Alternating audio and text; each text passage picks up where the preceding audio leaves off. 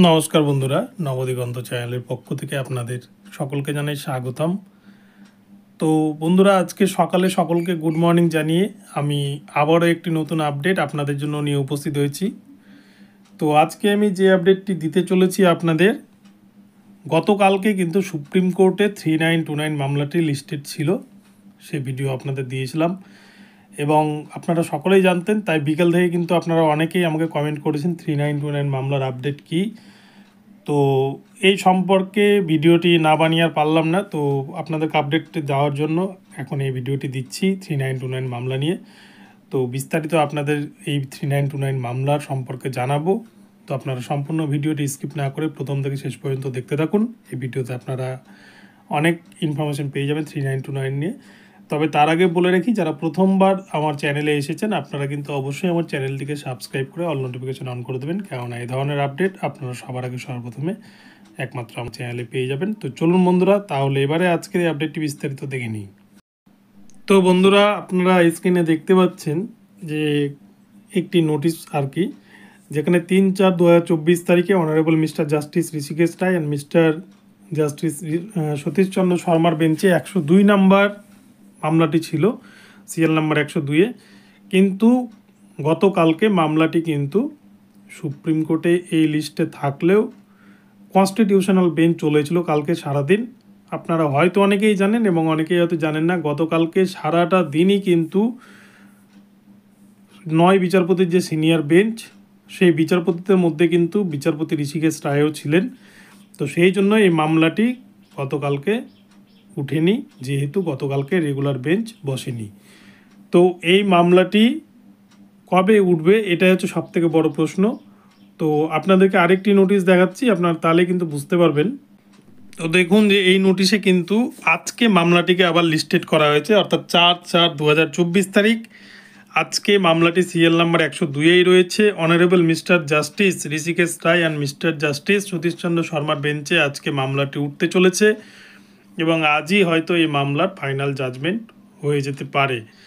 আপনাদের একটা বিষয় আমি এর আগেও বলেছি যে বিশেষত প্রতি সোমবার করেই কিন্তু কনস্টিটিউশনাল বেঞ্চ থাকছে সুপ্রিম কোর্টে, অর্থাৎ সাংবিধানিক বেঞ্চ। এবং মঙ্গল, বুধ, বৃহস্পতি এই 3 দিন হচ্ছে এই রেগুলার মামলাগুলোকে দেখা হয়। তার মধ্যে বিচারপতি ঋষিকেশ রায়ের বেঞ্চ মঙ্গলবার করে রেগুলার ম্যাটারগুলোকে দেখেন না, উনি কিন্তু মিসলেনিয়াস ম্যাটারগুলোকে দেখেন। এবং বিশেষত বুধবার আর বৃহস্পতিবার এই দুদিনই কিন্তু মামলাগুলো সুপ্রিম কোর্টে রেগুলার বেসিসে উঠছে। তো সেই হিসেবে কিন্তু গতকালকে কোনো কারণবশত কনস্টিটিউশনাল বেঞ্চ চলেছে, তো মামলাটি স্বাভাবিকভাবে আজকে আবার লিস্টেড হয়েছে। এই মামলায় কিন্তু খুব বেশি দিন লাগবে না, এই মামলা একদম কিন্তু শেষ পথে, একদম শেষ দোরগোড়ায় গিয়ে পৌঁছেছে। শুধুমাত্র একটু পর্ষদের গাঢ়িলামির জন্য এই মামলাটা কিন্তু এতটা পিছিয়ে গেল, না হলে আজ থেকে 15 দিন আগে এই মামলার ফাইনাল জাজমেন্ট হয়তো হয়ে যেত।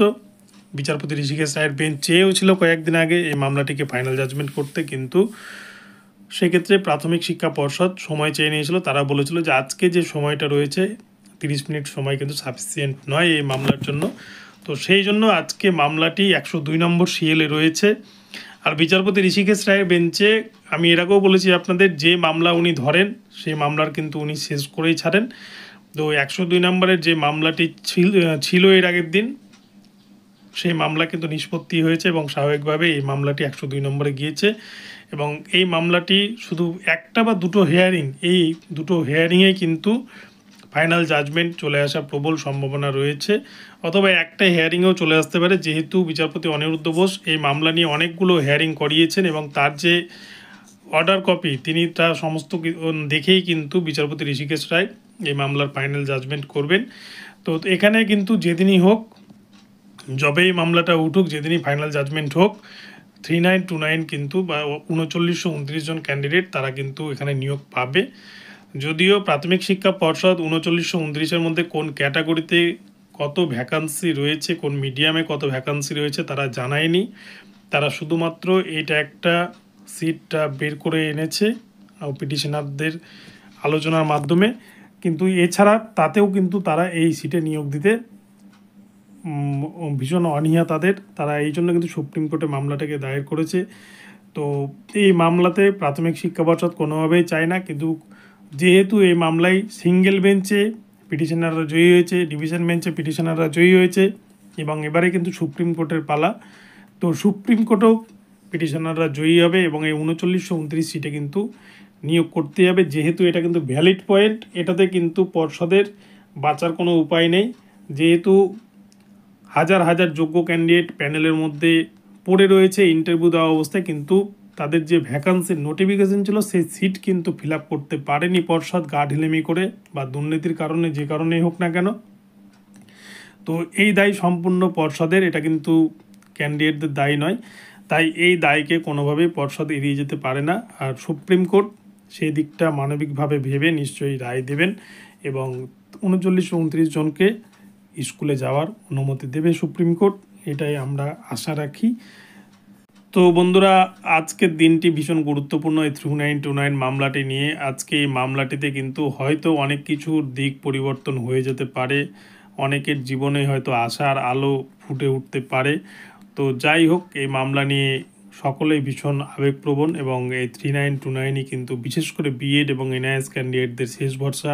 যেহেতু এটা পুরনো নোটিফিকেশনের, তাই এখানে কিন্তু বিএড এনআইএস সকলেই সমান অধিকারে এখানে এই মামলায় সুযোগ পাবে। যেহেতু 16,500 রিক্রুটমেন্টে এখনও কিন্তু বিএড এবং এনআইএসদের হাত পড়েনি বা বাতিল করতে পারেনি সুপ্রিম কোর্ট, তাই সেই হেতু এই মামলার ফলে কিন্তু বিএড এনআইএস রেগুলার ডিএলএড সকলেই সমানভাবে এখানে নিয়োগ পেতে চলেছেন।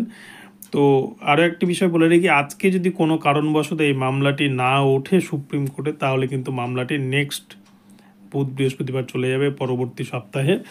তো আজকে এই মামলাটি ওঠার প্রবল সম্ভাবনা রয়েছে এবং এই মামলা হয়তো আজকে শুনানির ফলে একটা ভালো কিছু দিক উঠে আসতে পারে। যদিও ফাইনাল জাজমেন্ট না হয় আজকে, তবুও কিন্তু একটা ভালো দিক উঠে আসবে বিচারপতি ঋষিকেশ রায়ের বেঞ্চে। শুধুমাত্র এই মামলাটির জন্য একটি বা দুটি হিয়ারিংয়ে কিন্তু যথেষ্ট। আর যতদূর শোনা গিয়েছে আজকে কিন্তু কনস্টিটিউশনাল বেঞ্চ থাকছে না, সেহেতু আজকে রেগুলার বেঞ্চ বসবে সুপ্রিম কোর্টে। যদি বিচারপতি আসেন, কোনো কারণে অনুপস্থিত না থাকেন, তাহলে কিন্তু আজকে এই মামলাটি উঠবে। তো আজকে দেখা যাক 3929 জন ক্যান্ডিডেটের ভাগ্য খুলে কিনা। তো বন্ধুরা, এখন আপনাদের জন্য এই 3929 মামলার যে আপডেট সেটি আমি আপনাদের দিলাম। তো আপডেটটি এখন এখানেই থাকলো। আপনাদের কেমন লাগলো আপডেটটি অবশ্যই কমেন্ট বক্সে জানাবেন। আর ভিডিওটি ভালো লাগলে চ্যানেলটিকে সাবস্ক্রাইব করে দেবেন। আর প্রতিনিয়ত নতুন নতুন আপডেট পেতে অবশ্যই চ্যানেলটিকে ফলো করতে থাকুন। এর পরবর্তীতে আরও একটি মজাদার ধামাকাদার ভিডিও আছে 5% মামলা নিয়ে। 9 তারিখে ঠিক কী ঘটতে চলেছে কলকাতা হাইকোর্টে বিচারপতি রাজাশেখর মান্থার ইজলাসে। গতকালকে একটি 2014 সালের মামলা নিয়ে দেখেছেন রাজাশেখর মান্থা কী নির্দেশ দিয়েছে। ঠিক পরবর্তীতে নতুন একটি আপডেট আসছে, সকলে নজর রাখবেন। ধন্যবাদ।